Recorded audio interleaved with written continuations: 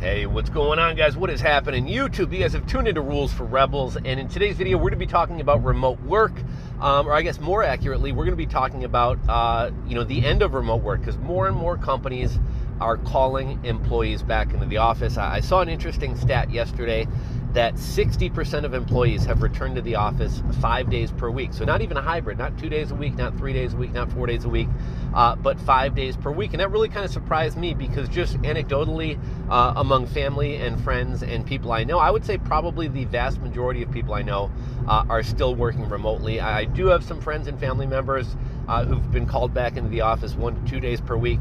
But overall, I would say a majority of the people I know are still working remotely, but we are starting to see a big flurry of articles about companies returning to the office.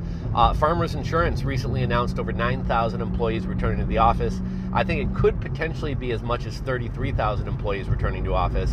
AT&T has also just announced, I believe they have 9,000 employees returning to the office. Could be upwards of 33,000 employees returning to the office.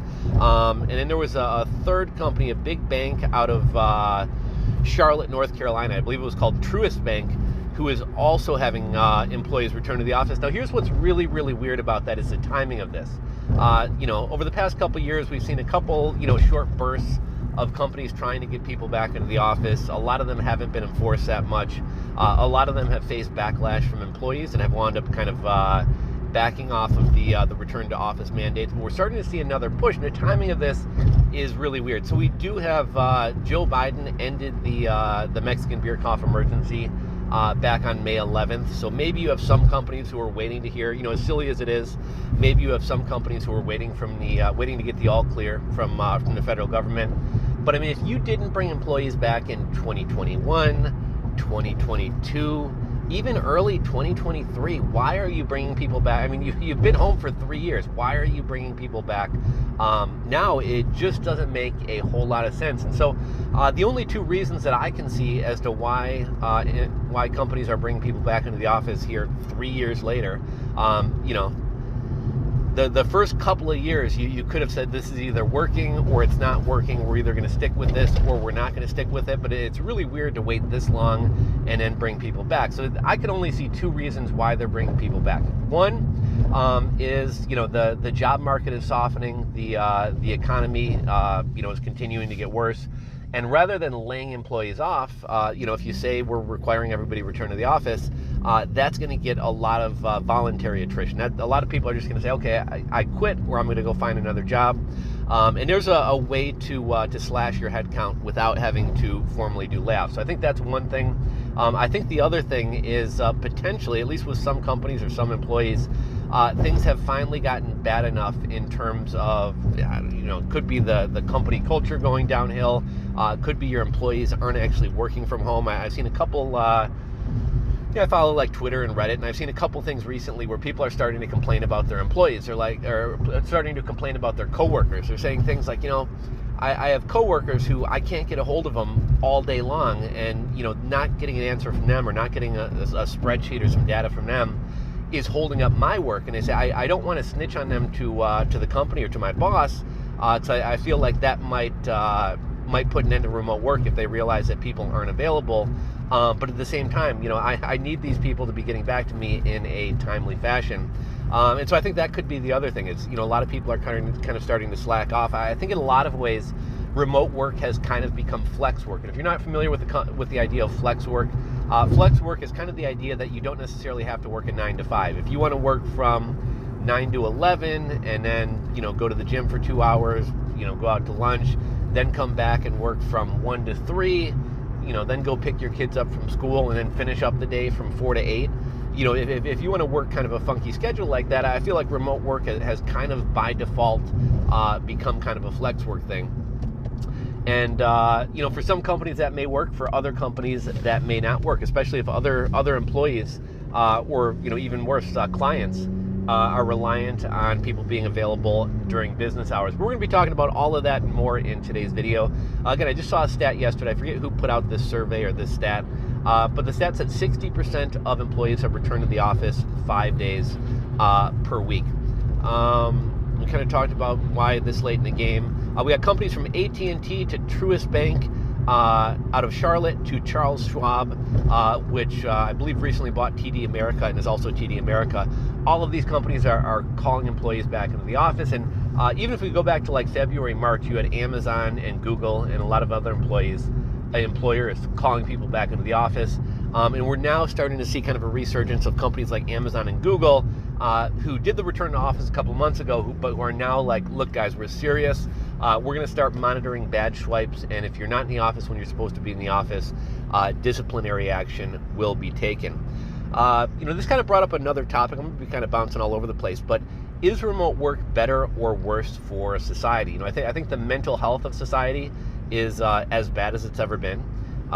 People report having less friends. More people are single. People aren't getting married. They aren't having kids. They aren't moving in together. I think as a society, we're more separated. We're more isolated than ever before. I think in a lot of ways, there's a lot of things that we maybe don't like doing, but that are actually good for us. And I think maybe going into the office could be one of those things. I don't necessarily like going to the gym, but I work out 7 days a week, and my physical health is better for it. And again, even though I don't necessarily always want to go, I feel like overall my mental health is better for it as well. So that's just kind of an example of something that I don't necessarily like doing, but something that I know is good for me. And I think that might be the case with going into the office, getting out of the house, changing your environment. A lot of people report, even though people don't love having a commute, as long as you have a reasonable commute of say like under 25 minutes, a lot of people say, their commute is their time to, it's time for themselves. They can listen to a podcast. They can listen to music. They can decompress. And in a lot of ways, it kind of acts as kind of a barrier between work and home. If you're working remotely and you walk from your bedroom to your kitchen and you see your wife and kids, there's really none of that kind of decompression time. But if you got a 20, 25-minute commute, even a 15-minute commute, you got a few minutes to yourself. You got a few minutes to reset. And obviously, there's a lot of other things that working in office is good for. It's good for the commercial real estate space. Not to say that we should sacrifice our own health or happiness for the commercial real estate market, but I think there's a lot of benefits to having a society that actually goes to work. A lot of these coffee shops and cafes and bars in areas that are heavily, commercial office space, a lot of these places would benefit from having employees in the office. A lot of these places have gone out of business or are struggling because they don't have, the morning crowd getting their coffee. They don't have the cafes don't have the lunch rush coming to get lunch, and they don't have people going out for happy hour after work. So I do think that maybe there are some societal benefits and even some mental health benefits to people actually going into an office. And I've kind of said from the start, I think remote work has allowed people to take back some of their time.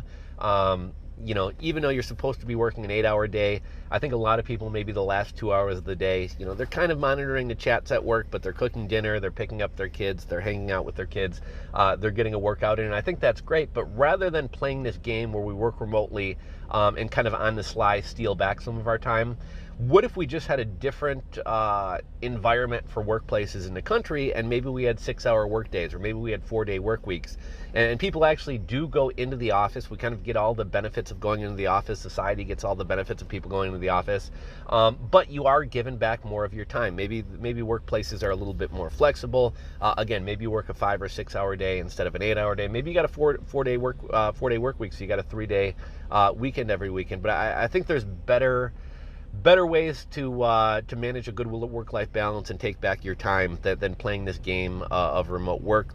Let's talk a little bit about the companies bringing people back. And here's one other kind of, I don't even know if you want to say tinfoil hat thing. I think we know that companies talk amongst each other. But before farmers called their employees to return back to the office, I'm sure he probably talked to some CEOs of other companies and were like, look, I'll be the one to bite the bullet. I'll be the one to take the bad press. I'm going to call my employees to return back to the office. But in the following months, why don't you guys do that as well? And then eventually, if all the insurance companies are calling people back into the office, you don't necessarily have the opportunity for people to quit and jump ship and go to another company if all of your competitors are also bringing people back into the office. I think Farmers is kind of one of the shittiest return to offices among all the companies calling people back. When we see these articles about people who, they bought a home 3, 4, 5 hours outside of the city, or they moved across the country because they assumed that remote work would last forever, but they never actually spoke to their employer. They never actually spoke to their manager. They never actually got anything in writing that their position was remote. And the company never said that remote was going to work forever, was going to last forever. And I think in one of these articles I was reading about, I want to say it was one with farmers, people are like, oh my gosh, this is terrible. I assumed that this would go on forever. And that's your mistake right there, is assuming that it would go on forever as opposed to actually hearing something from the company. But here's why farmers insurance return to the office is the worst. Because a lot of companies, they went remote. They never necessarily said it was going to last forever. They never necessarily said it wasn't going to last forever. And some people assumed it would and wound up, moving across the country or taking their kids out of daycare or whatever else. But with farmers insurance, I think about a year and a half ago, farmers actually came out and said remote work is working out great. This is the new culture. We are remote forever. And when your company tells you, you're safe to move, you're safe to take your kids out of daycare, remote work is going to last forever, and then goes back on that, I think that's kind of shitty. And Farmers Insurance has a new CEO. His name is Raul Vargas, and he's the one calling for employees to return to the office. In a lot of these articles about this, people are saying that they change their lifestyles. Some people moved across the country to be near their grandkids, to be near family, and now they're being called back into the office. And the choice is either, move back within a distance that you can commute to the office, or wind up losing your job. We also got Charles Schwab is citing that they're losing their unique culture. They recently sent a memo out to over 32,000 employees, making the announcement that beginning October 1st. Everybody across the board is required to be in the office 3 days a week. If you are an executive, you're required to be in the office 5 days a week. And if you are upper management, you're required to be in the office 4 days per week. Now, one kind of nice thing about this, I know there's a lot of companies out there who want the normal everyday employees, the low-level employees, the plebs. They want them back in the office, but the managers get to work remote, the executives get to work remote. I do think it's good that Schwab is kind of setting an example from the top. Like, the executives have to be in the office 5 days per week. So if you're just some type of account analyst and you have to come back in 3 days a week, more isn't being asked of you than is being asked of a CFO or CFO or other people. And then we also have Truist Bank. Truist Bank has over 50,000 employees, and they are also calling employees back into the office. People are understandably upset about this, but what I found most interesting is just the timing of this, right? It's weird that we're 3+ years in, and you'd think whatever kind of stuck at this point is how things would stick. I wouldn't have been surprised if once we were in a deep recession, we started seeing more companies calling people back into the office, either needing maximum productivity or wanting people to voluntarily quit so that they can kind of cut the headcount. But I am pretty surprised that, right now, the government, the Fed, nobody's necessarily admitting that we're in a recession. We're 3+ years into this. We're a couple months beyond the official emergency ending, and a lot of these companies are calling people back into the office. So the timing of this is very strange. We'll see if other companies follow suit. A lot of times, large companies within an industry kind of set the trend for what's going to happen in that industry. And so, with farmers, calling people back into the office, will we see Allstate and other companies begin calling people back into the office? I do know Allstate, even recently, has said, we're thrilled with remote work. It allows us to recruit a lot more talent, and we're happy with it. But we'll see if other insurance companies start to follow suit. We've already kind of seen banks follow suit. I know JP Morgan Chase, Bank of America, I want to say Goldman Sachs. A lot of these companies have been bringing people back into the office for a while now.